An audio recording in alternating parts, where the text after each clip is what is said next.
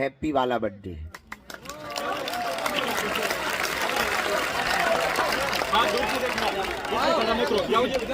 हम एडवांस में नहीं लेते हैं।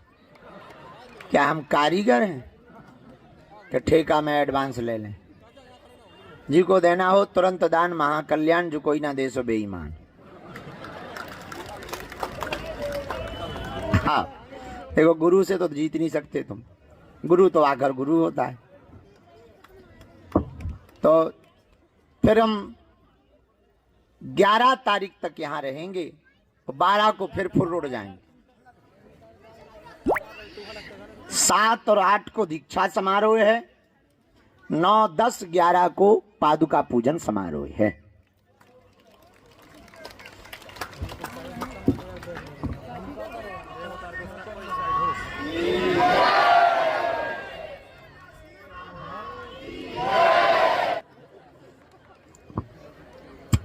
तो बिना देर किए हुए आज का दरबार हम प्रारंभ कर रहे हैं। जिनकी अर्जी लगेगी हम बुलाएंगे। बहुत गंभीरता पूर्वक बैठना, बीच में कोई बातचीत नहीं करेगा, ना उठेगा, ना अपनी सपोर्ट लगाएगा, क्योंकि सपोर्ट की आवश्यकता नहीं है। यहाँ वोट और सपोर्ट दोनों नहीं चलते।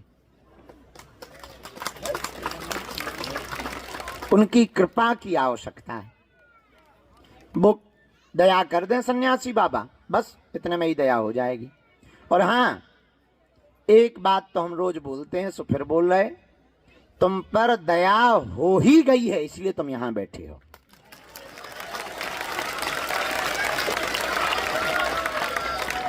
उन्होंने सबकी खाली झोली भरी, जाओ तुम्हारी भी भरेंगे।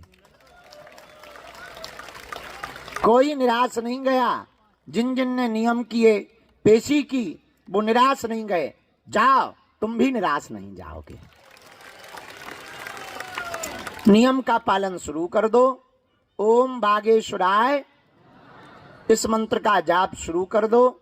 महीने में एक बार, 2 महीने में, 3 महीने में एक बार बागेश्वर धाम की पेशी शुरू कर दो भैया। पर्चा बने या ना बने, पर काम सफल होकर के रहेगा। बोलो सीताराम, जोर से बोलो।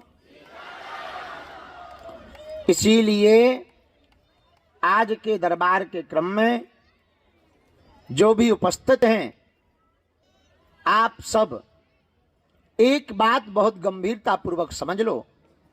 आप आए नहीं हो, आपको बालाजी ने बुलाया है।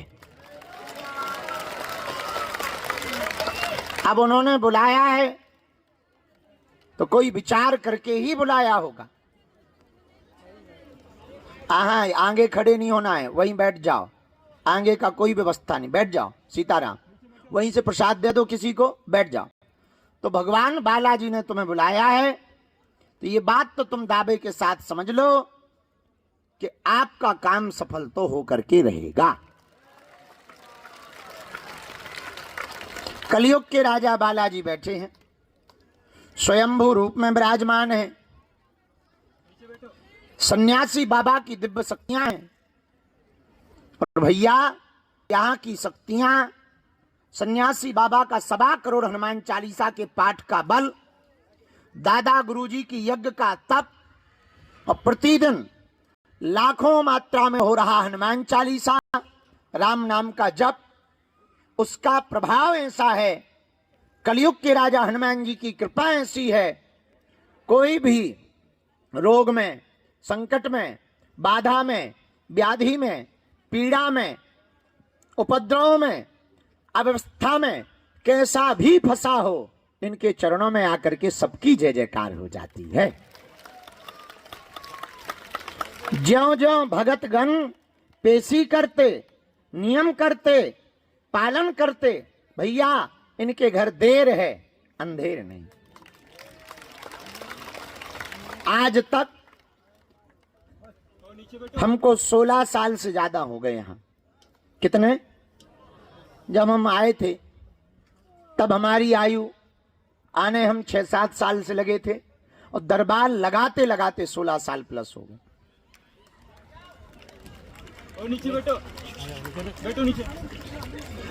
ये मानो हम ज्यादा से ज्यादा 12-13 साल के थे, ज्यादा नहीं थे।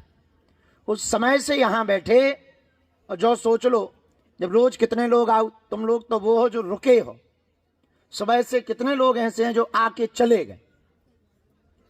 पर भैया आज तक हमने अपनी आंखों से देखा, जिन जिन ने भी श्रद्धा पूर्वक नियम पूर्वक पालन किया, उनकी खाली झोली बालाजी ने जरूर भरी।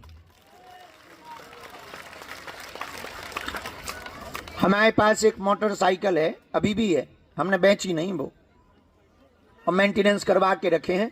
उसमें आगे लिखा है मेरे राम। देखे हो? तो जहां हमारी जन्मभूमि है वहां रखी है, कभी कभी हम चलाते हैं। तो हमको एक 800 गाड़ी भी मिली थी। अब हम तुम्हें एक बात बताएं, वो मोटरसाइकिल कैसे मिली, कैसे सन्यासी बाबा हैं, जरा समझना। जहां पर हॉल बना है निवास वाला हमारा, भभूति नहीं बटती जहां, यहां पहले हॉल नहीं था, झोपड़ी थी, और हम झोपड़ी में रहते थे।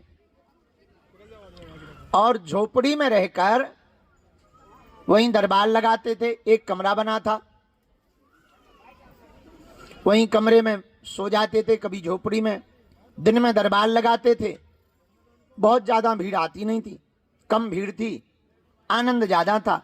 रात को बढ़िया टिक्कर बनते, कभी बढ़िया चाय बन रही, चढ़ी है चाय धूना में, वहीं पर बढ़िया टिक्कर बन रहे, बढ़िया सब्जी दाल बन रही। रात को फ्री रहते थे, भयंकर खूब खाओ, खूब बढ़िया सो, सुबह से जल्दी उठो, बढ़िया बालाजी की सेवा। अकेले ही राम रहते थे, एक आध बच्चा सेवादार कोई ना कोई आ जाता था, तो पूरा झाड़ू लगाओ, मंदिर की साफ सफाई करो और पूजा सेवा करो। अब तो पुजारी जी आ गए। हमारे बगल में जिला है छतरपुर। छतरपुर में दिल्ली के नजफगढ़ में रहने वाले सरदार जी आए, तो किसी ने उन्हें बताया कि एक छोटा सा गांव है गड़ा, एक छोटा सा बच्चा है, उसे हनुमान जी की सिद्धि है। तो बोले चलो देखे आए। तो वो घूमने देखने के चक्कर में, यहां होटल ढाबा तो थे नहीं, एक दुकान रखी रहती थी चाय की। गांव के एक दाऊ साहब चाय पिवाते थे, 5 रुपया की चाय, एक नारियल, अगरबत्ती, ये कुछ सामान रखा रहता था। तो दोपहर में आए, हम तो 40-50 बैठा रहे, 2-4 भूत पकड़ लेते रोज।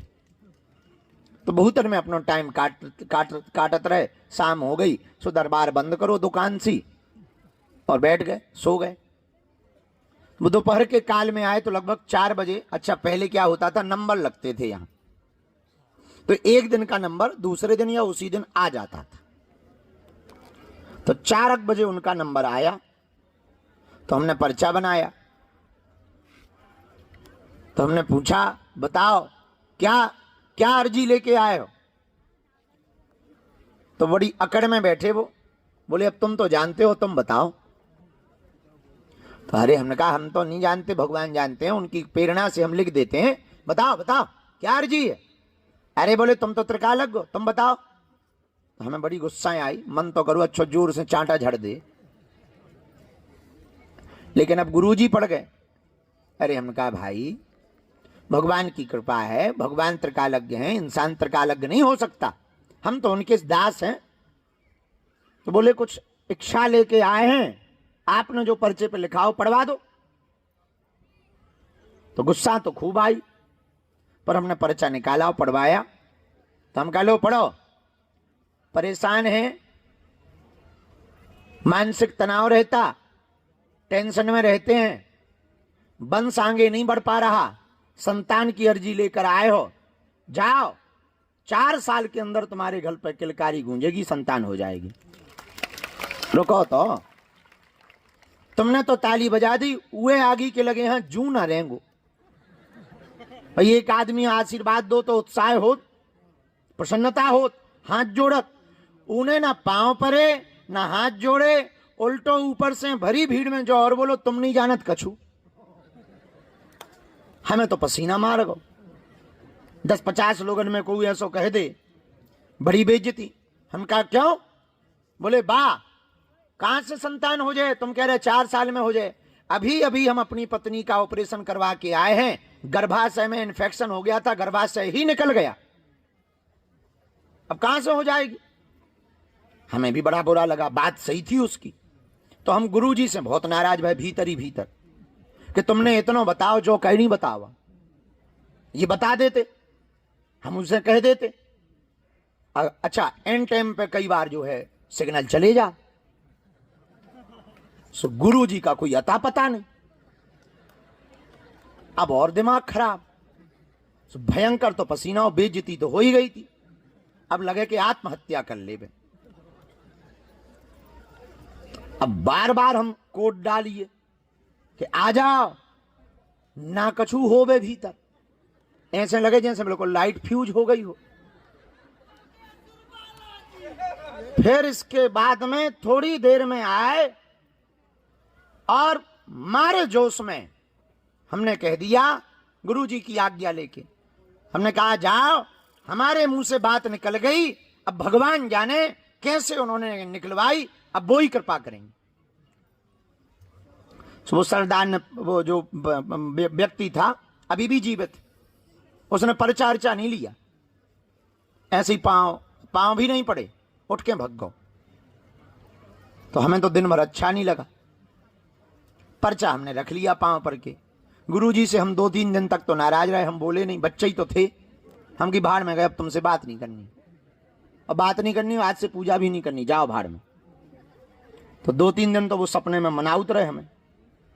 तो ऐसा नहीं है, समझो करे, तरह तरह के लोग आते हैं। अरे हम की कैसे आते हैं? तुम ये नहीं बता सकते थे कि ऑपरेशन हो चुका है? अरे बोले तो अब जल्दी जल्दी में नहीं बता पाए। हम के ऐसा थोड़ी होता है, थोड़ी देर में अर्जी लगाते, विस्तार से बता देते। तो लड़ाई होती रही। अब हम तो भूल गए, दरबार लगाते लगाते लगाते भूल गए। 1.5 साल बाद एक हॉल पूरा बन गया था, तो हम हॉल में बैठे थे, शाम का समय था, ढोल नगाड़ा बजता हुआ हमारे सेवादार 4-6 दरवाजे पे लगते थे, भागे भागे आए, बोले कोई वीआईपी बाबू आ रहे हैं और लेटत भव आ रहो। हमें लगो हम आशीर्वाद बांटत रही, तो किसी का काम सफल हो गया होगा, आ गया होगा, हम आने दो। तो वो जैसे ही आया तो रोने लगा। हम कहा क्या हुआ? बोले आपने पहचाना? हम कहा भैया हमने पहचाना नहीं है, और देखे देखे तो लग रहे